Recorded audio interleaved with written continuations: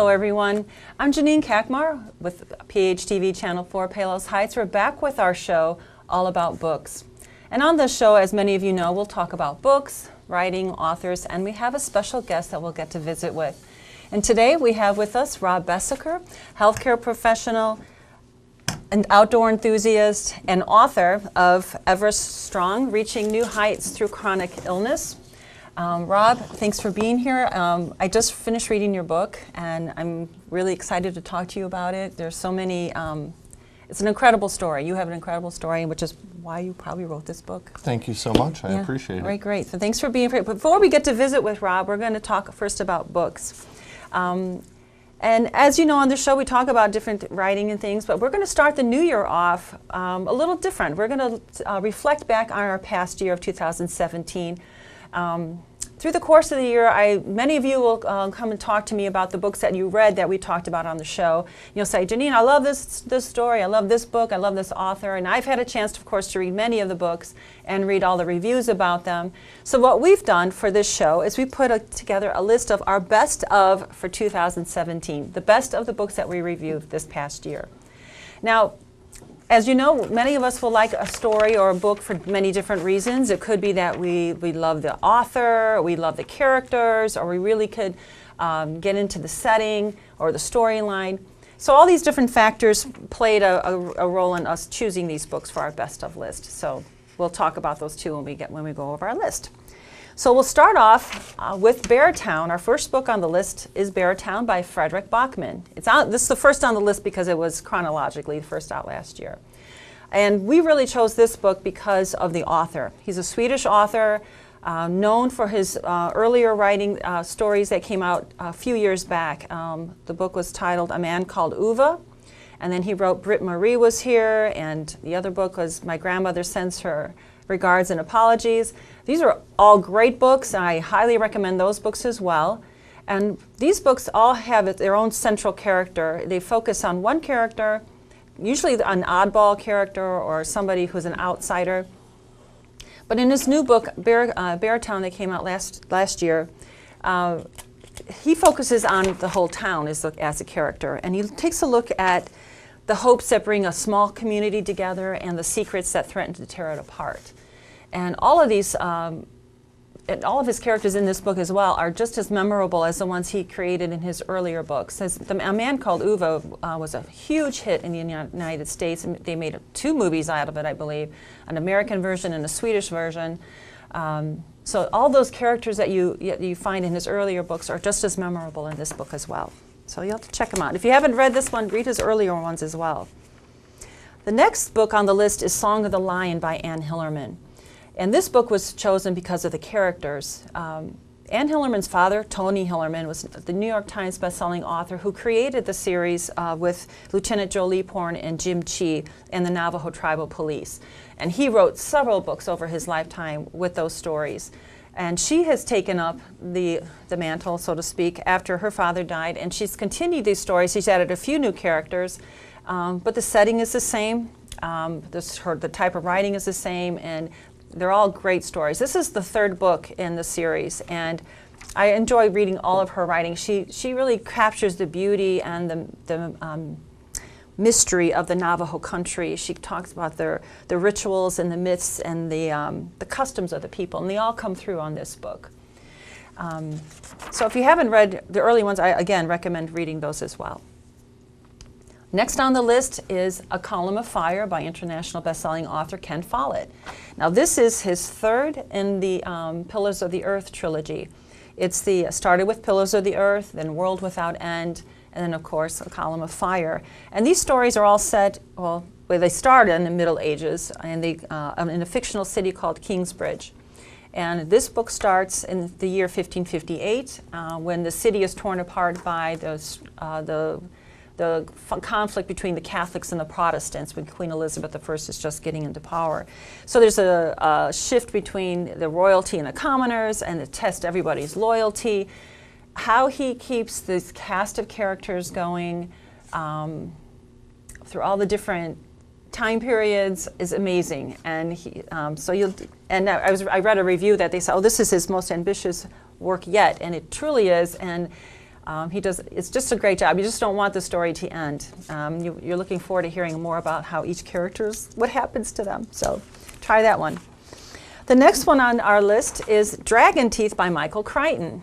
And dinosaurs are back in this Michael Crichton book, but this is actually a thriller that's based on real life characters. Two paleontologists who in the 1880s were pillaging the Wild West looking for dinosaur fossils.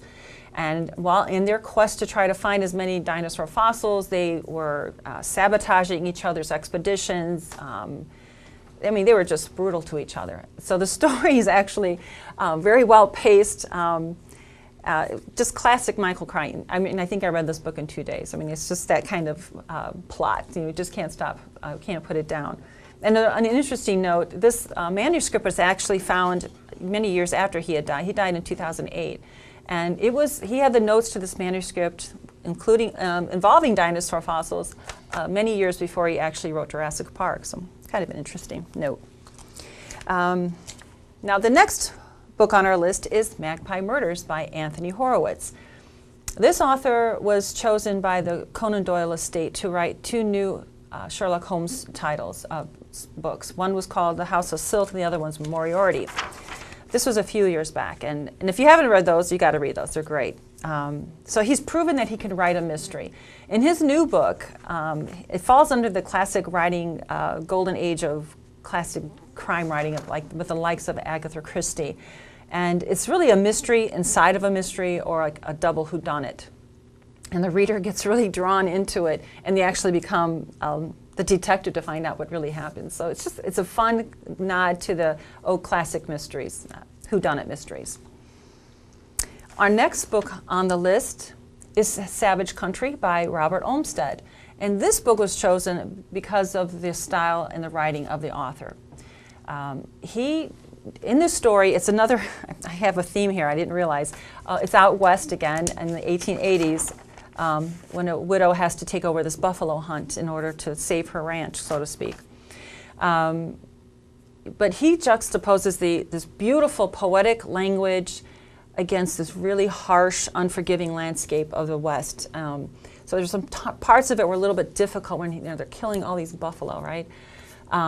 But the way it was reviewed as another gorgeous, brutal masterpiece from a great American writer, and I totally have to agree with that. The writing is just incredible, so you might want to check that one out as well. The next 2 books on the list are very similar in certain ways. They have a very strong set of characters and setting. And the first one is the former cop, Cork O'Connor, is back in the 16th book of the Cork O'Connor series, that's a tongue twister, titled Sulphur Springs by William Kent Kruger. And this is set in the northern woods of Minnesota, with this connected to the cast of the Native Americans characters that live up there. And the other book is Glass Houses, which is the 13th book in the Armand Gamache detective series by Louise Penny. That book is set in the fictional Quebec village of Three Pines, with their own set of very quirky characters that all contribute to the story. Both of these authors have a very, very big fan base, and every year when they come out with a book, their fans can't wait for the books to come out, and these authors just do not disappoint. In fact, Louise Penny, I just finished hers as well. It was reviewed as, it's the best one of all of them. And the 13th book is the best one, which I thought, how can that be? You know, there's 13 books and you're keeping everything fresh and all this, the characters are fresh, but somehow she does. It's a great book. The next one on our list is Artemis by Andy Weir. And we got to know this author when he came out with his debut mega hit, The Martian, a few years back, which was also turned into a movie. This book, Artemis, is basically a heist gone wrong, but it's set on a colony on the moon. But he has the same type of characters. There's like a strange sense of humor that runs through it, lots of action, and really cool science in this one too, just like The Martian. And he really leaves it open for book 2. We're going to have to wait and find out if that's actually true. But our final title on our best list of 2017 is News of the World by Paulette Giles. This was a National Book Award finalist And the author connected this grizzled old Civil War veteran up with a young captive of the Kiowa, and they had to learn how to, first of all, understand each other in order to survive, and then to find their place in the world. And it's just this rich, powerful story of what it means to really care for someone. So those are our best of for 2017. So if you're starting the new year off and you don't know what to read, check out any of these books or any of the earlier books by any of these writers, and you'll be off to a good start. So now we get to visit with our guest. Rob, thanks for sitting through all that and listening. As I mentioned before, Rob is an author. He wrote the book Ever Strong, Reaching New Heights through Chronic Illness. Rob, we've talked, been in a conversation. You work as a in the healthcare profession now, but your whole life, and this book covers your life, much of your life story, the difficulties you had in dealing with different chronic illnesses, and yet you still didn't let that slow you down or deter you from things you wanted to do. So why don't we back up a little bit, because I know we're talking about Ever Strong, but you didn't start off at Ever Strong. You started off at a different place. So let's start. How did you start writing this book? I started writing this book back in 2003 when I had my first round of cardiac surgeries. One of the physicians I was working with just took notice to the nature of my illnesses and the fact that my story was pretty unique. I was young, I was going through a lot of heart conditions, but I was a college athlete, and I looked very healthy.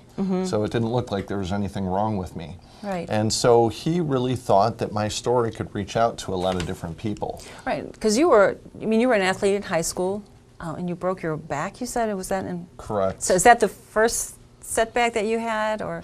You know, it depends on how you look at it. I had a lot of setbacks as a kid, but it's hard to attribute what has to do with illness and what has to do with, you know, just growing up and being a kid and being a teenager. So, when I was in high school, I broke my back, and, you know, I had been a really good football player, and I was going to go to college on a football scholarship. You were local here, right? You went to high school at Stagg? I grew up in Hickory Hills and went to Amos Alonzo Stagg, yes. Yeah, very good. All you Stagg fans out there. Right, and so then you were in, then you said in 2003 were you in college at the time?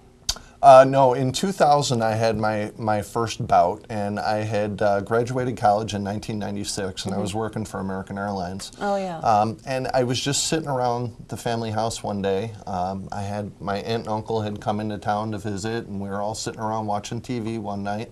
And all of a sudden, my heart just started racing really bad.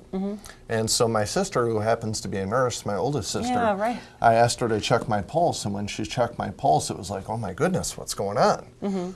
And then, you know, within a half hour, I was getting rushed to the hospital, and we ran our first round of tests. Thankfully, at that time in 2000, everything checked out okay. There weren't any significant problems. They diagnosed me with something called atrial fibrillation, which is really common, but it's not common for somebody who is 25, and I was 25 at the time. But for the most part, I was told not to worry about it and just continue to go on and live a normal life. But then 3 years later, in 2003, you know, I was in a period of my life where I was going through a lot of adjustments because I was working for American Airlines, and then I left American Airlines to go back to graduate school at Purdue University, and then I moved out to the East Coast. I was living in Hartford, Connecticut. And in 2003, our country went to war. And I've always been the type of person that looks for a definition, a defining moment in my life to make a difference, to do something important. So I decided I wanted to join the military. I was working for a military contracting company out in Connecticut, and I thought it would be a good opportunity to help out. And unfortunately, I was on a medication, so I went to see a cardiologist to see if I could come off the medication and get into the military. And, you know, I met a really good young cardiologist who, in the end, saved my life. She decided that she wanted to run another barrage of tests because the symptoms and explanation I gave her about what was happening to me, she didn't think was appropriate. And so we went through a lot of different tests, and over the course of 2 weeks, it was like going through finals in high school or college. The problem was I flunked every single one of my Oh, tests. geez. And at the end of that, I was told I had to have surgery for a defibrillator pacemaker. So here you thought you were going to be joining the service, and then you end up with a whole other avenue. Big culture shock. Yeah, right. So, but as we read in the book, as I read in the book, we find out that, okay, that didn't quite solve everything. Only seemed to, well, aggravate it, or you had several missteps with it, we should say, right? Well, so yeah, I had the heart surgery in 2003 to install the defibrillator pacemaker. And then in 2004, I continued to have ailments with my heart, my cardiac condition. So we had follow-up procedures in 2004. But I continued to have all kinds of problems with my legs. And meanwhile, in my family was going through a lot of turmoil. Yes, right. So my brother passed away in 2004. My father was diagnosed with something called muscular dystrophy in 2005. My mom had a stroke in 2006, and then also in 2006, I continued to have problems with simple things like going for a jog and picking up stuff in the kitchen. And so finally I went through some testing and I was diagnosed with muscular dystrophy as well. And so muscular dystrophy is most likely the cause for the cardiac conditions that I have been suffering. That's a genetic issue? It is. Okay. So with this, all of this, going on, the turmoil, with your family, which was another whole avenue of difficulty, then you're going through your own trying to, you're a young guy. Okay, now what do you do with your life? You've got these things, you want to go out, and you were always very active, it seemed in your book, and yet you weren't able to do the things you were used to do before. I can only imagine that it would really, affect your mental health, whether being depressed or, so, what did you do about that? How did you work with that? The best thing I could recommend for people and what really worked for me is I had a lot of questions about what was going on. And I got a lot of different information from some of the physicians. From one aspect I was being told, everything's corrected, you should be able to live a normal, healthy life. By the same token, in the same breath, I was told, with a defibrillator, you probably shouldn't do anything any more active than playing around a golf. So I had a lot of questions about that, and I didn't know what to do. That's a big gap. Right. So I felt the best thing I could do was reach out to other people who had had similar experiences, who I could potentially talk to and find out their thoughts on things, and then take my thoughts and ideas and go back to my doctors. So I found at an early age, and I continue to feel this way in my life, that collaboration amongst people, whether it be directly with physicians, whether it be with friends, family, or supporters, that collaboration of best ideas is the best way to move forward. And that's exactly what I did. And then, with that, when all that was going on, you had, through college, I said you had did some traveling. Because we talk a lot about traveling in your book as well. You've been to, your baseball career took you to, where'd you go? So through my professional career, I traveled a lot to different cities. My first several years as a professional, I was traveling around a lot with my companies. And I've always been a big baseball fan, a diehard Cubs fan. Okay. So I would always take the opportunity to see a baseball game wherever I went if there was one going on. Okay, in the professional stadium, right? Yeah. Okay. Yeah, in the MLB stadiums. Yes. And so, before I was even paying any attention, I had already visited over half the different stadiums across the U.S. Wow. So essentially that then became a goal. Okay. And I was like, okay, well, I want to go to all the different baseball stadiums. Sure. And I love to travel. That's something that started after I graduated from college. I began working for American Airlines, and I got the travel bug. And I thought domestically that would be a great way to see the U.S., to go do something I love, something that's fun, and visit the different cities throughout the country. Yeah. And then, but then you also started, what made you go to the different continents then? Because you had started, didn't you go somewhere when you were playing baseball? overseas somewhere. So when I was a senior in high school, they had selected kind of an all-area baseball team, and they called it Team Chicago. And the purpose of the group was to create kind of an educational background as well as an athletic background, and go travel. And we were going to Germany and Amsterdam to play the junior national team. So that was my first trip out of the U.S. was as a young kid. to go to Europe. I was 17 years old at the time. Wow. And it was absolutely amazing. And then, as fate would have it, after I finished college, I began working for American Airlines. And so that's when I really got the travel bug, and I just started traveling all over the place whenever I could. So you've been to Australia? So with American Airlines, I went out to Australia. I also went to South America. So at this point, I'm 20-something years old, and I've been to Europe. I live in North America. I traveled to South America. I traveled to Australia. So it's like, okay, well, let's go to see all the different continents. Right. How many are left? Exactly. Exactly. And so you went to China, the Great Wall of China, in 2008. And where are you at with your health at this point? You know, that's an interesting perspective. So in 2006 is Those when two I are was, intricately connected, you know? Very much so. Right, okay. Yeah, so in 2006 I was diagnosed with muscular dystrophy. And I really didn't know how it was going to affect me moving forward. The only example I had with muscular dystrophy is watching my father, and my father had deteriorated rapidly from his diagnosis and through a lot of the different things he was going on. So after I got diagnosed with muscular dystrophy in 2006, I really didn't know how big of a window I was going to have to be active and do all the different things I wanted to do. Right. I mean, there were simple questions I had. How long was I going to be able to walk? How long was I going to be able to exercise? I mean, simple things like that I just didn't know the answer to. Right. It's going to be terrifying. It was a difficult ordeal. So one of the things I always wanted to do was go see the Great Wall of China and go for a jog on the Great Wall of China.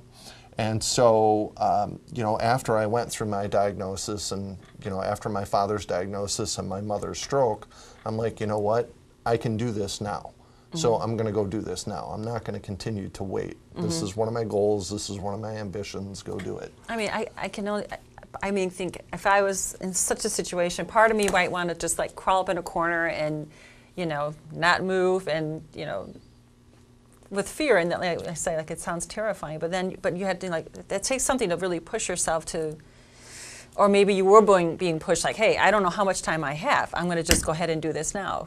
Right. Right. I didn't know how much time I would have, so I wanted to do it now. And I see too many people, a lot of people, both in what I do for a living in healthcare. I teach people about hospice and palliative care. A lot of times when people are faced with a difficult diagnosis, a lot of times they do crawl up in the corner. And don't get me wrong, I had my bouts with that as well. But the interesting thing I learned about life is if you let it pass you by, it will. And so I wanted to take every opportunity to enjoy the different aspects of life that I could, and one of them was travel. And so I went to the Great Wall of China, and it was one of the most amazing experiences of my life. And then when I came back— In what way? To be able to accomplish a goal, okay, to be able to see something pristine, to see one of the wonders of the world. I've always been fascinated with different things like outer space. It's one of the largest man-made things that you can see from outer space. Oh, yeah. I mean, there was just so many levels. And you talk about the physical ailments and how it may have affected me emotionally.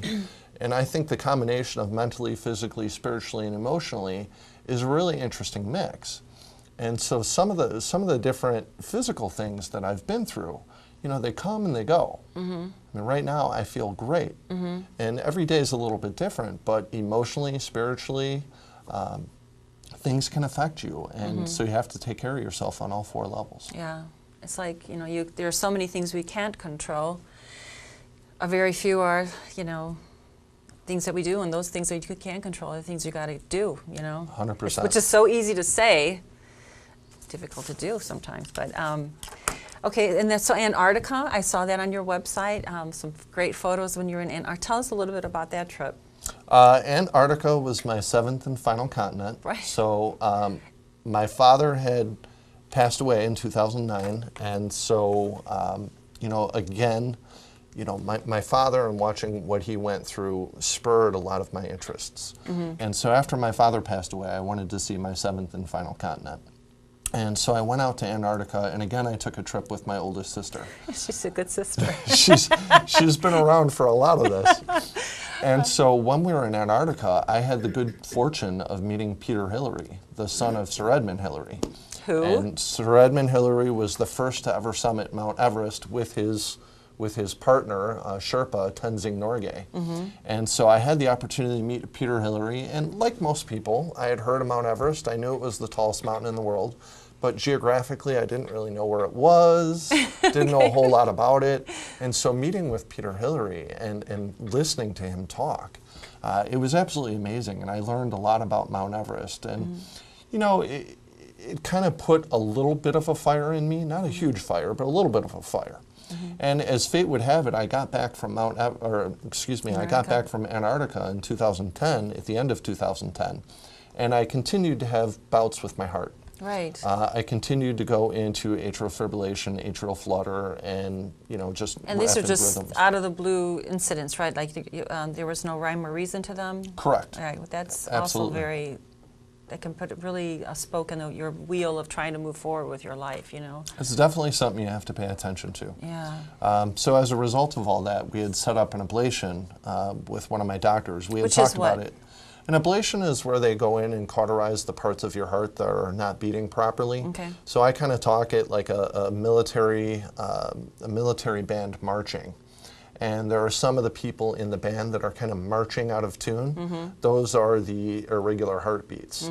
And so when you have an ablation, you essentially go in and you remove those people. Those bad band members. Exactly, that are walking out of place or beating out of place. Right. So that's what an ablation is. And the ablation worked. It's a difficult procedure. One of the hardest parts about it is you have to lay still for a period of time because they go in through your groin, and any movement you're going to start bleeding, and Jeez. it can be problematic. But Yeah. so the ablation went fine. I was sent home the next day, and I was told everything would be good. I could return back to work on Monday. Well, unfortunately, that was the atrial fibrillation and atrial flutter. But as a result of the ablation, I started going into something called atrial tachycardia, which is just an abnormally fast rhythm. So on a particular evening on March 13th of 2011, my heart just all of a sudden started beating, over 200 beats a minute. And it went up to 250 beats a minute, and as a result, my defibrillator fired. Oh, right. And oh my to make God. matters worse, when my defibrillator fired, there was a malfunction in my defibrillator. So the leads broke.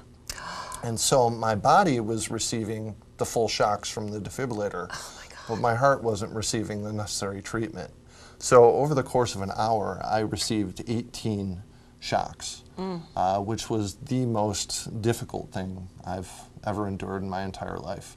I had called the paramedics after the first couple shocks. And they got there, and even with the paramedics by my side, we couldn't stop the defibrillator from firing. So they rushed me to the hospital, and that led to another 4 cardiac procedures over the course of 2011. And the most difficult part of all of it was we couldn't figure out exactly how to solve the problem. Right. So that was the nature of all the So that was different your surgeries. 2011, your glorious year that you had, which we, of course, I'm being sarcastic, but so you did all this travel. You were in Antarctica in 2010, and so you had the Great Wall. So you've been doing things. You've had your goals, and then 2011 just hits and all kinds of things break loose. You get through 2011,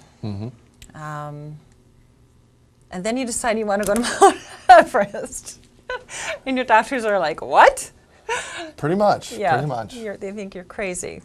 Yeah. So. How did that jump go? It's really interesting the way everything works out. So as I was going through 2011, many of my physicians questioned my survival. Everybody in my life doubted my recovery. Nobody thought I was going to make a full recovery and get back to the person I was. But eventually I started to get better. And I just kept going, and I started going back to the gym, and I started working again, started developing a normal life, because there was a lot of emotional aspects that continued to plague me. Absolutely, yeah. There's a lot of question marks with it. Yeah. So once 2012 came around and I began to make a full recovery, the new message from my doctors was, you made an amazing recovery. And again, this is a blip in the radar. You should be able to continue on and live a healthy, normal life. And so, okay, as fate would have it, my sister and I both work in healthcare, my oldest sister again. Yeah. We were invited to do a hiking expedition to the base camp of Mount Everest. So this is 2012, and the trip would have taken place in 2013. Okay, 2 years after your horrible year. Okay. So I went to my doctors, because I always think it's appropriate to check Sure. in with your doctors about things. And they were like, are you kidding me? No, absolutely, you can't Right. go to Mount A Everest. third world country is what you had said in the book, right? Right, They were yeah. like, no. Between the different aspects of being at altitude, of being in a third world country without good access to health care. Or the specific type of health care you needed as well, right? Right, yeah. So there was a lot of question marks, and they said absolutely not.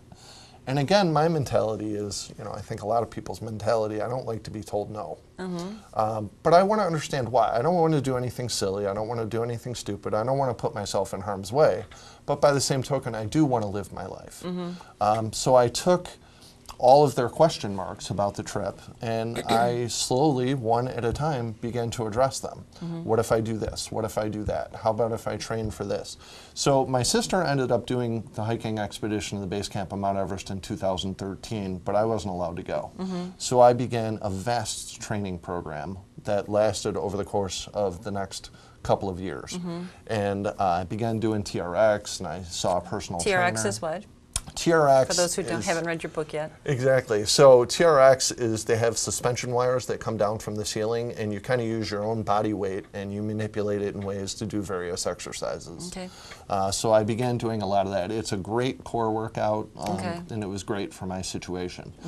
Between that and personal training, and then going out and doing a lot of different hiking activities. Then you even went to Alma, Colorado, the highest. I was actually in Alma myself, in which I read the book, and I'm like, oh my gosh, I passed through Alma with my family. Not many people have heard of Alma, I know, Colorado. I did though, and we stayed in Leadville, which is really close up there. And on Alma, it tells an interesting story about the hotel there.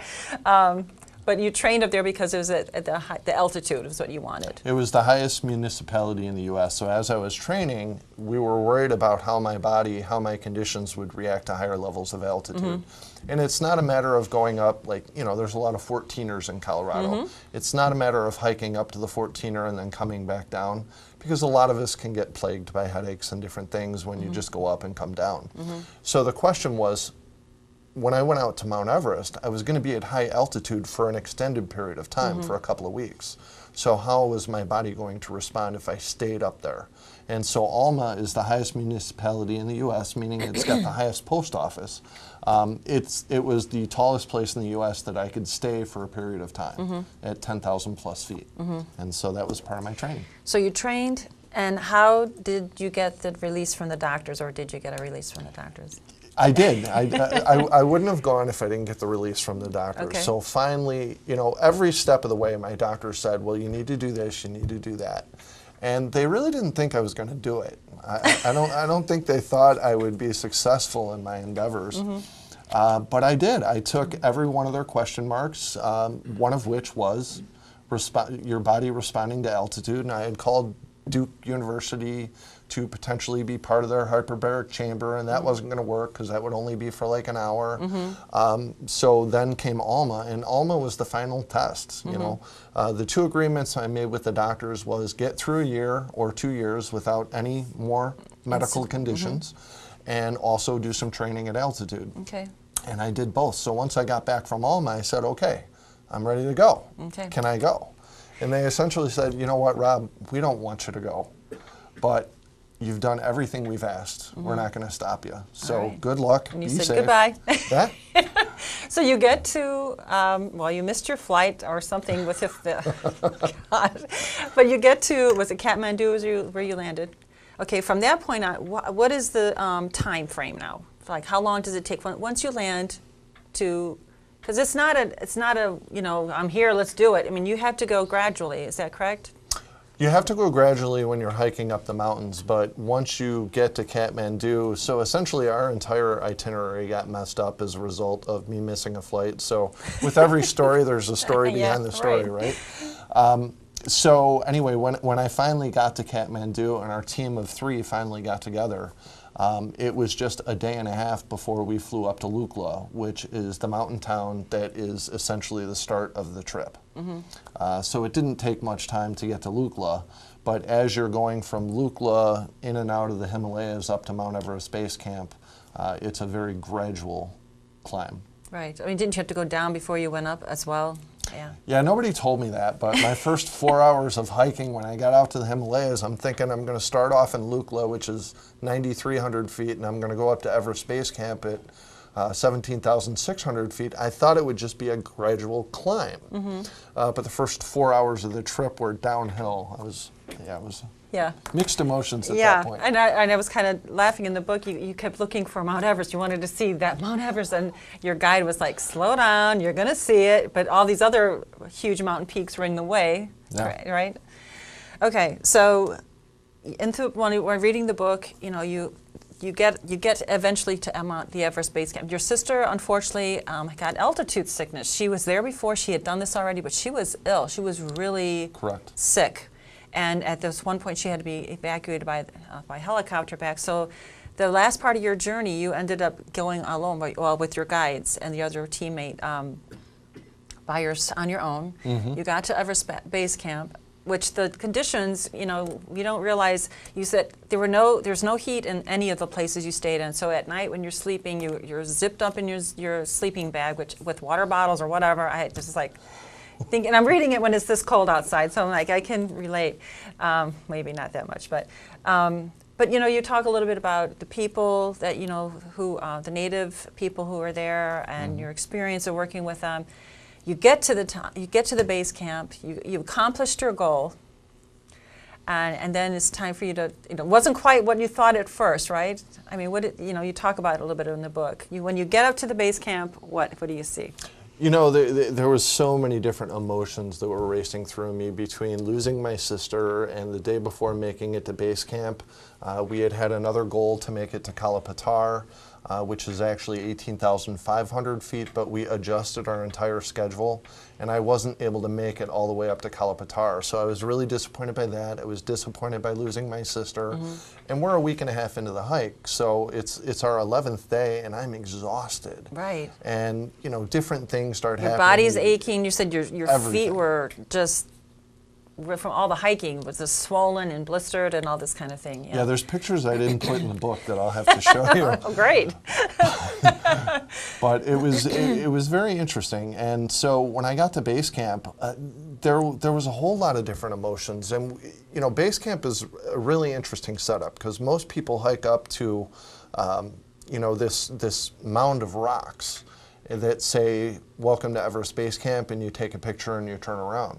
But we were actually very fortunate because my sister had gone a couple years prior, and I had done a lot of communication with the guy who arranged our trip about my medical conditions. So he actually arranged it to let us spend an evening at base camp in one of the tents.